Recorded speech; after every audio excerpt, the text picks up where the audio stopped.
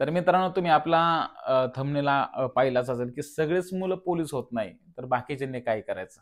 मित्रांनो, कसं असतं मित्रांनो, दरवर्षी प्रत्येक भरपूर एक 7-8 लाख पोरं दरवर्षी 12वी पास आउट झाल्याच्या नंतर मित्रांनो पोलीस भरतीकडे भरपूर क्राउड वळतो. प्रत्येकाला एक स्वप्न असतं.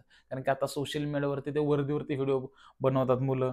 एक क्रेज तयार झाली, की मला पोलीस बनायचंय. पोलिसांची दहशत, पोलिसांची ती पॉवर बघून प्रत्येकाला वाटतं, की नाही मला पोलीस व्हायचं. काही-काही जण काही-काही मुलं बारीक असतात. ते पिक्चर सिंघम-बिंघम बघून एकदम डोक्यामध्ये ते क्रेज एकदम डोक्यामध्ये फिट झालं असं मला पोलिसच व्हायचं.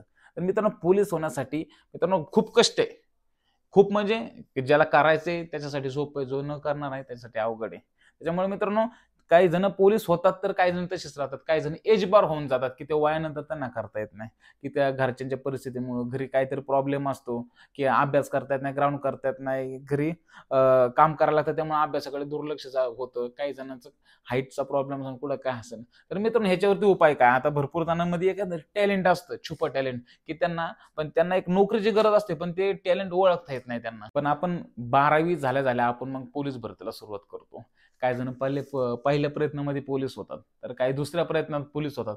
काही जण तिसऱ्या प्रयत्न, काही जण चौथ्या प्रयत्न, काही जण 10व्या प्रयत्नात. पण 10व्या प्रयत्नापर्यंत थांबणं तेवढं पेशन्स प्रत्येकामध्ये नसतं.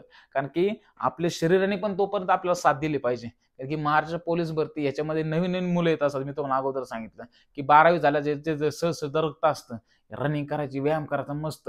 ते पोरं नवीन-नवीन मार्केटमध्ये येत असतात पोलीस भरतीच्या. मग ह्याच्यामध्ये स्पर्धेमध्ये टिकणं लय अवघड होऊन जातं. त्याच्यामुळं 10 वर्षापर्यंत टिकणारा म्हणजे तो खतरनाकच. त्याच्यामुळे कसं आहे, काहींना पहिल्या वर्षी यश भेटतं, तर काहींना दुसऱ्या वर्षी. काहींना दुसऱ्या वर्षी नाही भेटलं, तर ते सोडून देतात, सरळ कुठेतरी कामाला लागतात.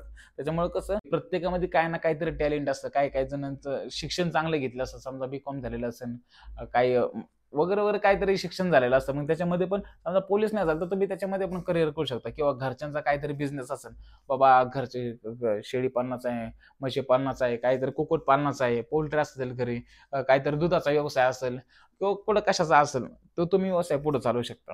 पण तुम्हाला देशसेवा जर करायची आहे, तर तुम्ही वेगळ्या पद्धतीने पण वेगळ्या पद्धती म्हणजे कुणाला तरी मदत करून, काय करून तुम्ही पण देशसेवा करू शकता मित्रांनो. असं नाही की देशसेवा करण्यासाठी, लोकांची मदत करण्यासाठी आपण पोलिसच पाहिजे, आर्मीमध्ये पण गेलं पाहिजे. आपल्या मनाला समाधान मिळण्यासाठी आपण कुणाला तरी मदत केली, ही आपली देशसेवाची असं म्हणता येईल आपल्याला. किंवा तुम्ही आय-टी-आय केलेला असेल किंवा प्रत्येकामध्ये आणि समजा आता तुम्ही पोलीस भरती करता तुमचा एखादा इव्हेंट आउट ऑफ असतो किंवा गोळा असतो किंवा 100 मीटर असतो किंवा 1600 मीटर असतो. बाकीची इतर नॉलेज असतात किंवा तुम्ही लेखीमध्ये जबरदस्त असता. तुमचा मराठी व्याकरण तुम्हाला चांगलं येतं, इतिहास चांगला येतो किंवा जी-के चांगले येते, गणित चांगलं येते, बुद्धिमत्ता येते. तुम्ही एखाद्या ठिकाणी जॉबला पण लागू शकता. तुम्ही तुमचे पर्सनल क्लास घेऊ शकता. तुम्ही मुलांना घडवण्याचा पण तुम्ही प्रयत्न करू शकता. कारण की प्रत्येकामध्ये मुलांना एक वेगळ्या पद्धतीने शिकवण्याचं टॅलेंट असतं, की बाबा अशा पद्धतीने शिकवल्यावर मुलांना कळतंय. आता मार्केटमध्ये शिक्षक पण भरपूर आहे. पण कसं आहे, एक शिकवण्याची कला, एक शिकवण्याची पद्धत असते वेगवेगळी. त्याच्यानंतर त्या मुलाला समजते. मास्तर एक नंबर शिकवतोय बरं का.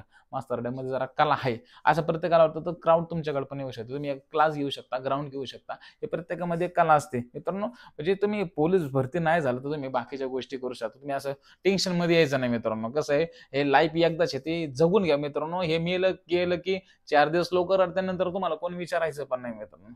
घरचे पण आता घरच्यांना तुमचा एक आधार असतो. समजा आधारच जर गेला, तर ते घरचे तरी कोणाकडे बघतील? तुमचं लग्न झालं असेल, नसेल लग्न झालं, तर तुमच्या मागे आई-बाप आहे ना. आई-बापांना कोण सांभाळणार? त्याच्यामुळे हे आयुष्य लगेच भरती नाही झालं, तर काही जण टोकाचा निर्णय घेतात. एवढा निर्णय घेऊन काय लाईफमधले काय सगळे प्रश्न सुटणार आहे का? सुटले असे सगळे मेलेच असते. हां, कर्ज-पाणी करून लोकं मरून जातात. पण ते कर्जाचा जो डोंगर असतो तो मागच्यांना फेडायला लागतो ना, त्यांना काही करायला त्यांनी पण मरायचं का? त्याच्यामुळे हे आयुष्य खूप सुंदर आहे. ते जगा, प्रत्येक क्षण जगून घ्या मित्रांनो. एकदा हा मनुष्य जन्म काय सारखा-सारखा भेटत नाही आणि समजा ह्याच्यात नाही झालं, तर दुसऱ्या क्षेत्रामध्ये आवड निर्माण करा. समजलं का? पण तुम्ही काय बाकीचं काही डोक्यामध्ये काय वाईट खूळ आणू नका आणि तयारी चांगली चालू ठेवा मित्रांनो. व्हिडिओ फक्त मला एवढं म्हणायचं होतं, की मला एक काल परवा फोन आला होता मित्राचा. त्या मित्राचं म्हणजे अकॅडमीचं जुनं पोरगं होतं, एज बार झालं होतं.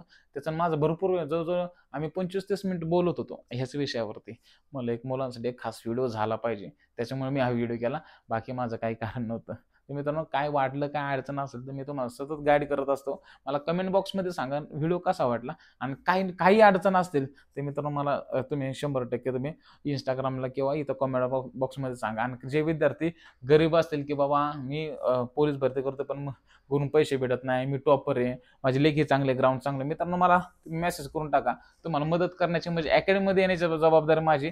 मी तुमच्याकडून फक्त मेसची फी घेईन, बाकी काही फी घेणार नाही. बाकी शिक्षण मी तुम्हाला मोफत देणार मित्रांनो. आणि जर काय अडचण असल्यास मला नक्की कमेंट बॉक्समध्ये सांगा. जय हिंद, जय महाराष्ट्र.